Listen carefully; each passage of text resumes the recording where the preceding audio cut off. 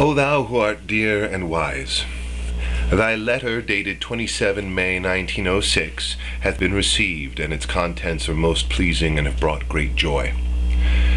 Thou didst ask whether this cause, this new and living cause, could take the place of the dead religious rites and ceremonials of England, whether it would be possible, now that various groups have appeared, whose members are highly placed divines and theologians, far superior in their attainments to those of the past, for this new cause so to impress the members of such groups as to gather them and the rest into its all-protecting shade. O thou dear friend, know thou that the distinguished individual of every age is endowed according to the perfections of his age. That individual who in past ages was set above his fellows was gifted according to the virtues of his time. But in this age of splendors, this era of God, the preeminent personage, the luminous orb, the chosen individual, will shine out with such perfections and such power as ultimately to dazzle the minds of every community and group. And since such a personage is superior to all others in spiritual perfections and heavenly attainments, and is indeed the focal center of divine blessings and the pivot of the circle of light, he will encompass all others, and there is no doubt whatsoever that he will shine out with such power as to gather every soul into his sheltering shade.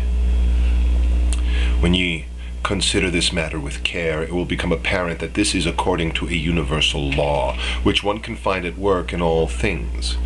The whole attracteth the part, and in the circle the center is the pivot of the compasses. Ponder thou upon the Spirit, because he was the focal center of spiritual power, the wellspring of divine bounties. Although at the beginning he gathered unto himself only a very few souls, later on he was able, because of that all-subduing power that he had, to unite within the sheltering tabernacle of Christendom all the differing sects. Compare the present with the past, and see how great is the difference. Thus canst thou arrive at truth and certitude. The differences among the religions of the world are due to the varying types of mind. So long as the powers of the mind are various, it is certain that men's judgments and opinions will differ one from another. If, however, one single universal perceptive power be introduced, a power encompassing all the rest, those differing opinions will merge, and a spiritual harmony and oneness will become apparent. For example, when the Christ was made manifest, the minds of the various contemporary peoples, their views, their emotional attitudes, whether they were Romans, Greeks, Syrians, Israelites, or others, were at variance with one another. But once his universal power was brought to bear, it gradually succeeded, after the lapse of 300 years, in gathering together all those divergent minds under the protection and within the governance of one central point, all sharing the same spiritual emotions in their hearts. To use a metaphor, when an army is placed under various commanders, each with his own strategy, they will obviously differ as to battle lines and movements of the troops. But once the supreme commander, who is thoroughly versed in the arts of war, taketh over, those other plans will disappear. For the supremely gifted general will bring the whole army under his control. This is intended only as a metaphor, not an exact comparison. Now, if you should say that each and every one of those other generals is highly skilled in the military art, is thoroughly proficient and experienced, and therefore will not subject himself to the rule of one individual, no matter how indescribably great, your statement is untenable. For the above situation is demonstrably what cometh to pass, and there is no doubt thereof whatever. Such is the case with the holy manifestations of God. Such in particular is the case with the divine reality of the most great name, the Abha beauty.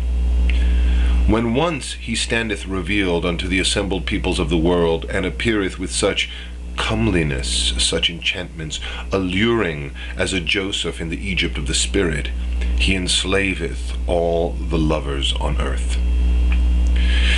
As to those souls who are born into this life as ethereal and radiant entities, and yet, on account of their handicaps and trials, are deprived of great and real advantages, and leave the world without having lived to the full, certainly this is a cause for grieving. This is the reason why the universal manifestations of God unveil their countenances to man, and endure every calamity and sore affliction, and lay down their lives as a ransom.